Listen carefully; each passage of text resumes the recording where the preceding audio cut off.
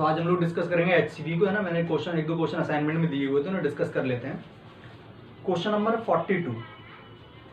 अब question number 42 में देखो क्या बोला हुआ था। आई होप कि आपके सबके पास क्वेश्चन हो, नहीं हो तो मैं लेक्चर के स्टार्टिंग में ऐड कर दूंगी या फिर मैं बोल ही देता हूँ। क्वेश्चन नंबर 42 क्या है? A block is kept on the floor of an elevator at rest. The elevator start descending with an acceleration of 12 meter per second square. Find the displacement of the block during the first 0.2 second after the start. And g का value कितना लेना है? 10। ठीक है। अब देखो question में क्या बोला गया है। क्वेश्चन नंबर कौन सा है अपना? ये 42। एक इस तरह से लिफ्ट है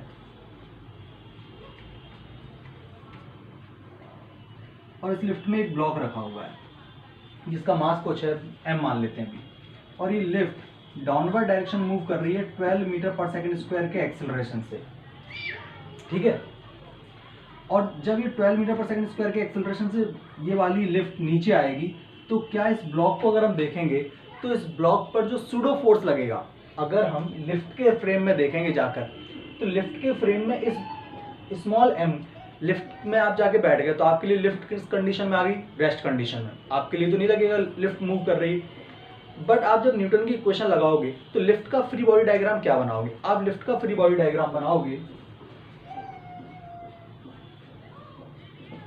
ये m नीचे लग रहा होगा mg और ऊपर क्या लगेगा?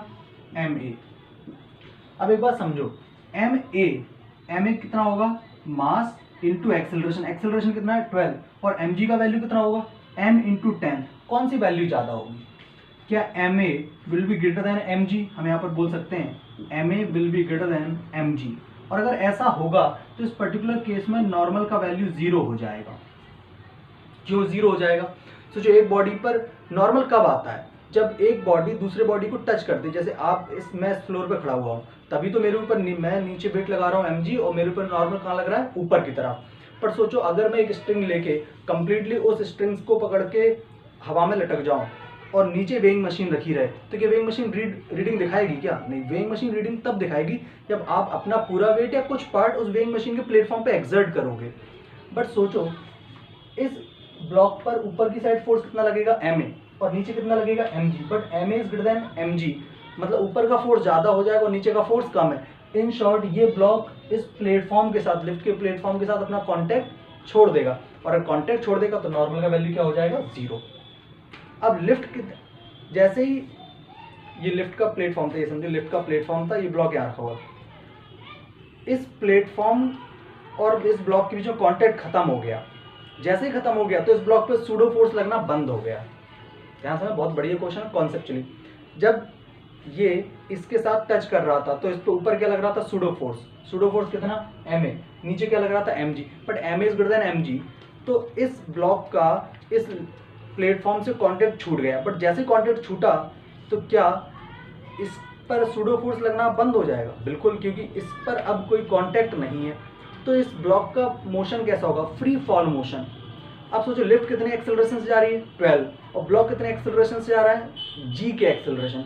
क्योंकि एक बार जैसे ही लिफ्ट तेजी से भागी, इस पर इनिशियली ma फोर्स लगा ऊपर और इसने लिफ्ट के साथ इसका कांटेक्ट हटा दिया। बट एक बार लिफ्ट के साथ जब कांटेक्ट हट गया तो अब इस ब्लॉक पर देखा जाए तो कौन सा फोर्स लग रहा है?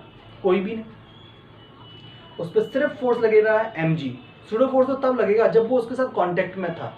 अब वो उसके साथ कांटेक्ट से हट ही गया तो अब इस ब्लॉक पर कोई सूडो फोर्स नहीं लग रहा है, और सूडो फोर्स नहीं लग रहा है तो रियलिटी में इस बॉडी का मोशन अब कैसा है? Free fall motion. इसका मतलब आपसे जो क्वेश्चन पूछा गया है, find the displacement of the block during the first 0.2 second, तो डिस्प्लेसमेंट के लिए आप सिंपली अप्लाई कर दोगे s is equal to ut plus half of 80 square. u 0 है तो यहाँ पर आएगा हाफ इंटू 10 इंटू 0.2 का स्क्वायर। तो ये कितना हो जाएगा? 10 इंटू, इसे लिख सकते हैं 0.2 इंटू 0.2 डिवाइड बाई 2। तो इससे ये चला जाएगा 10 टाइम, इससे ये कैंसिल हो गया, इससे ये कैंसिल हो गया, तो डिस्प्लेसमेंट आया 0.2 metre.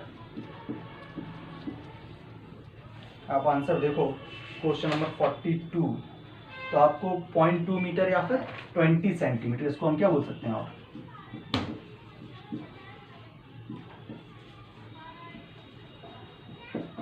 This is the answer.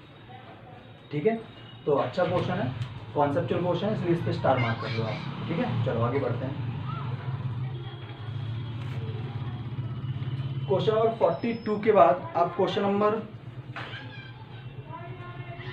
41, a car is speeding 41 है, a car is speeding up on a horizontal road with an acceleration small a. Consider the following situations in the car. First, a ball is suspended from the ceiling through a string and is maintaining a constant angle with the vertical. Find this angle. ये पहला part था। Second part, a block is kept on a smooth incline and does not slip on the incline. Find the angle of inclination with the horizontal. ठीक है, तो basically दो situation है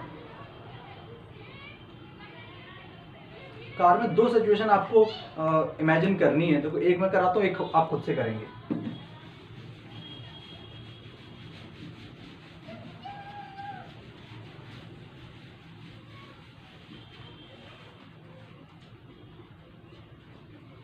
जो पहली सिचुएशन है उसमें क्या बोला गया है, एक अपनी ऐसी कार है,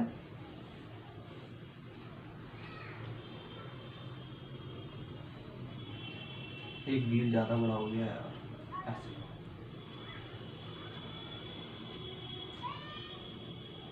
ऐसे कार से क्या मतलब, ये ए एक्सेलरेशन से ऐसे जा रही है, तो इस पर एक थ्रेड बंधा हुआ था, एक थ्रेड से एक ब्लॉक लटका हुआ था समझो। अब वो क्या हुआ, वो थ्रेड यहाँ जाके मेंटेन हो गया ऐसे। पहले जब कार रेस्ट पे थी तो वो थ्रेड भी यहाँ था, थ्रेड और से जो मास अटैच था वो भी। अब जैसे ही कार स्पीड अप होगी, ए एक्सेलरेशन से आगे चली, तो कुछ टाइम के बाद वो मास यहाँ आ गया और ये वर्टिकल से कांस्टेंट एंगल थीटा मेंटेन कर रहा है। आप क्वेश्चन को ध्यान समझो तो उसने क्या बोला, a car is speed up on a horizontal road with an acceleration A, a ball is suspended from the ceiling through a string and it is maintaining a constant angle with the vertical. और अपने इसका ये find this angle, अपने से angle पूछा गया। अब बहुत ही ईजी है, इस पर इस बॉल के बारे में सोचो, इस बॉल पर इधर क्या लग रहा होगा, सूडो फोर्स ma, और नीचे की साइड क्या लग रहा होगा, mg, और इधर क्या लग रहा होगा, टेंशन, ऐसे लग रहा होगा। इसको थोड़ा सा मैं अलग से बना देता हूं, सिचुएशन ऐसी है, ये ऐसे नीचे लग रहा है mg, इधर की साइड लग रहा है ma, ये एंगल थीटा है और ये एंगल भी थीटा है, इधर t, तो इस t का इधर कंपोनेंट क्या हो जाएगा, t cos थीटा, और इधर कंपोनेंट क्या हो जाएगा, t sin थीटा। और ये रेस्ट पर है, मतलब ये इक्विलिब्रियम में आ गया है। इक्विलिब्रियम में आ गया तो हम क्या लिख सकते हैं, हम लिख सकते हैं t sin theta is equal to ma and t cos theta is equal to mg। दोनों को डिवाइड करेंगे तो ये कैंसिल आउट हो जाएगा, यहाँ पर आ जाएगा tan theta is equal to a by g, और we can say theta is equal to tan inverse a by g. देखो आप पीछे यही आंसर आपको मिलेगा, है ना। तो ये अपना क्वेश्चन नंबर कौन सा था, 41 हो गया। ठीक है, चलो स्क्रीन शॉट करके नोट करो, फिर आगे क्वेश्चन कराता हूँ।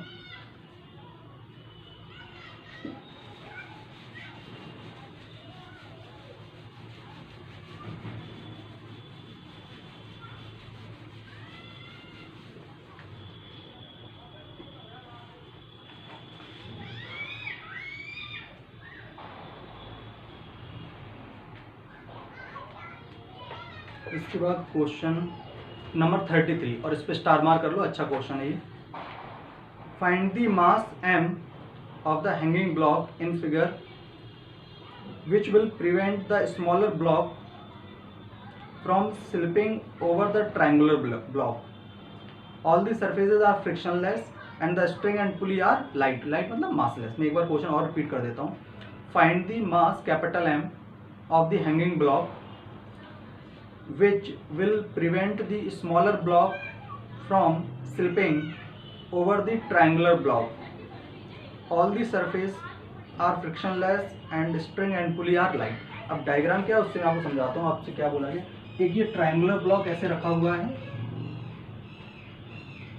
इस तरह से, और इस ट्रायंगुलर ब्लॉक का इंक्लाइनेशन एंगल है थीटा, और इसका मास है m डैश, और यहाँ पर एक ब्लॉक का मास ऐसे है स्मॉल m। इसे एक थ्रेड से ऐसे स्ट्रिंग से बांध के, एक पुली से ऐसे करके, और एक कैपिटल M, ये सिचुएशन है।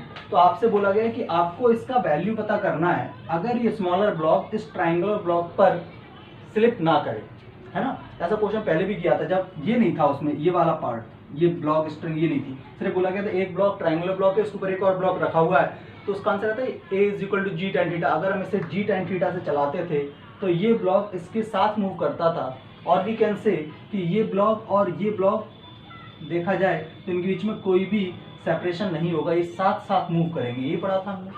अब हमसे पूछा गया है कि अपने को इस m का ऐसा वैल्यू बताना है जिससे ये वाला ब्लॉक इसके साथ मूव करे। तो एक बात लॉजिकली सोचो, ऐसा कब हो सकता है, जब ये तेजी से नीचे जाए, और अगर ये a एक्सेलरेशन से नीचे जाएगा तो ये सिस्टम भी a एक्सेलरेशन से इधर जाना चाहिए। बट हमें तो पता है कि अगर इसको इसके साथ चलना है तो इसका एक्सेलरेशन जो होना चाहिए वो होना चाहिए जी टैन थीटा, और जो एक्सेलरेशन इसका होगा वही एक्सेलरेशन इसका होगा, और जो एक्सेलरेशन इसका होगा वो इसका होना चाहिए, क्योंकि साथ साथ चलना है। बट हमें पता है कि इस ब्लॉक का इस ब्लॉक के साथ चलने की कंडीशन के लिए एक्सेलरेशन कितना फाइंड किया था, a is equal to g tan theta. Clear है यहाँ तक? ओके। अब बस हर एक ब्लॉक का फ्री बॉडी डायग्राम बनाओ। इस पर इधर क्या लगेगा, नीचे कैपिटल एम जी, ऊपर क्या लगेगा ऐसे टेंशन, इधर भी क्या आएगा टेंशन टी और टी, इस तरह से। अब इसकी इक्वेशन क्या बन जाएगी, इसकी फर्स्ट इक्वेशन बन जाएगी T minus M G, sorry M G minus T, M G minus T is equal to M A, और इसकी क्या बन जाएगी T is equal to M dash plus small M into A. F इस block इस system पे देखो, इन दोनों को मैंने एक सिस्टम मान लिया, एक मास मान लिया, क्यों, क्योंकि दोनों साथ साथ चल रहे हैं। So we can assume M dash and M as a combined block. तो क्या लिखेंगे, force T is equal to M into a. दोनों इक्वेशन को ऐड कर दो तो टी से टी कैंसिल आउट हो जाएगा, तो यहाँ पर क्या आ जाएगा M G is equal to A common ले लिया, capital M plus M dash plus small M. अपने को तो m चाहिए ना, तो इसको इधर लेके आएंगे, तो कैपिटल M कॉमन ले लेंगे, तो क्या हो जाएगा g माइनस ए। इस a इंटू एम का मल्टीप्लाई करके इधर लेके आए, उसमें से m कॉमन ले लिया, इधर क्या बचा m dash plus small m into a. तो capital M is equal to क्या हो गया, capital M is equal to हो गया m dash plus small m, और a का वैल्यू रख दो यहाँ पर g tan theta upon g minus g tan theta. ठीक है, g सब जगह से कैंसिल आउट हो गया, इसको मैं हटा देता हूँ, इसे लूप कर लेना। तो capital M is equal to क्या आ गया, capital M is equal to हो जाएगा m dash plus small m। अब इस अपॉन में यहाँ से टैन थीटा डिवाइड कर दो, तो यहाँ क्या हो जाएगा, ऊपर टैन थीटा, या ऐसा कर लो ऊपर टैन थीटा, इस नीचे क्या बचा 1 माइनस टैन थीटा, इसमें से टैन थीटा कॉमन ले लो। जब आप टैन थीटा कॉमन लोगे तो यहाँ क्या आ जाएगा 1 बाई टैन थीटा माइनस 1। ठीक, अरे कुछ नहीं, 1 माइनस टैन थीटा में से टैन थीटा कॉमन ले, तो 1 माइनस टैन थीटा में से टैन थीटा कॉमन लोगे तो क्या आएगा 1 अपॉन टैन थीटा माइनस 1। इस टैन थीटा से ये टैन थीटा कैंसिल आउट हो जाएगा, तो m इज इक्वल टू क्या हो जाएगा m dash plus small m upon cot theta minus 1। ये आंसर आएगा इसका क्वेश्चन नंबर 33 का। एग्जैक्टली परफेक्ट आंसर आएगा। ठीक है, चलो आपको कौन कौन से क्वेश्चन खुद से ट्राई करना है, एक बार क्वेश्चन को नोट और कर लो। क्वेश्चन नंबर 40, 38, 37, 36, 35, 32, 31 और 30, इतने क्वेश्चन आपको खुद से अटेम्प्ट करने हैं। ठीक है, चलो इसके आगे फिर नेक्स्ट में पढ़ेंगे।